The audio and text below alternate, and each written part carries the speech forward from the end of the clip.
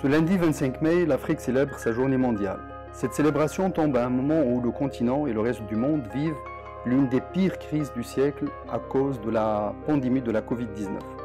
Les conséquences de cette crise sont déjà perceptibles et la situation va être de plus en plus dramatique. C'est ce que nous disait d'ailleurs Steve Utterwald que nous avons reçu dans le dernier débat du Laboratoire de l'Info.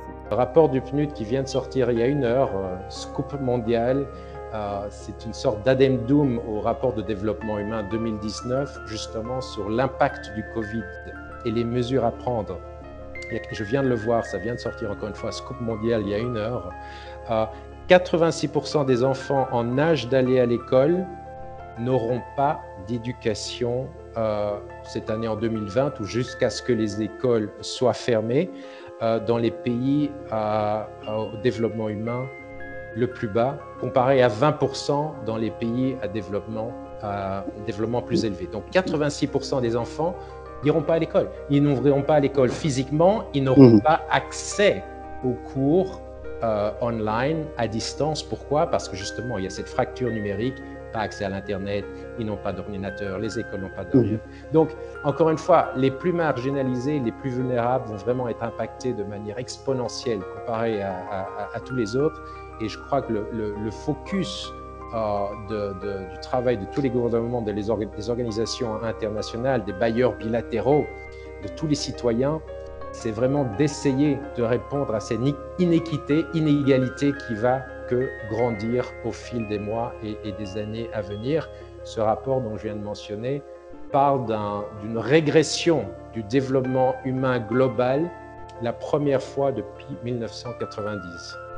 Donc, en 30 ans, c'est la première fois qu'on estime que le développement humain va décroître à cause de cette pandémie. Donc un choc social et économique hors norme. Ce chiffre suffit pour alerter sur l'ampleur de la catastrophe.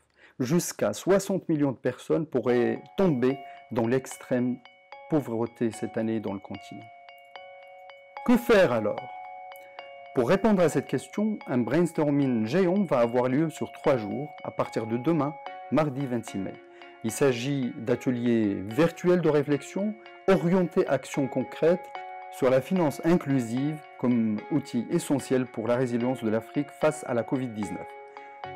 D'anciens premiers ministres, des ministres en exercice et d'autres ayant cumulé une longue expérience dans la gestion des affaires publiques dans différents pays africains échangeront leurs idées et propositions avec des dirigeants de grandes institutions publiques et privées, des représentants de différents think tanks, des acteurs des sociétés de financement du développement et des institutions de microfinance, des experts de renom et bien plus encore.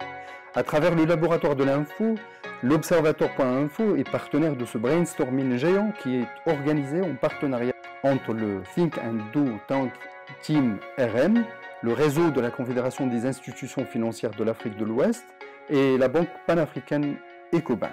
Vous pouvez toutes et tous suivre les échanges qui s'annoncent intéressants en direct à travers notre site l'Observatoire.info et sa page Facebook officielle l'Observatoire du Maroc et d'Afrique. En plus de vos commentaires, vous pouvez aussi poser vos questions aux intervenants.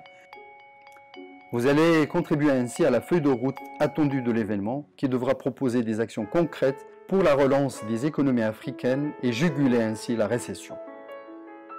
N'oubliez pas d'utiliser ces hashtags Covid Finance Inclusive, Team RM, Serving Africa.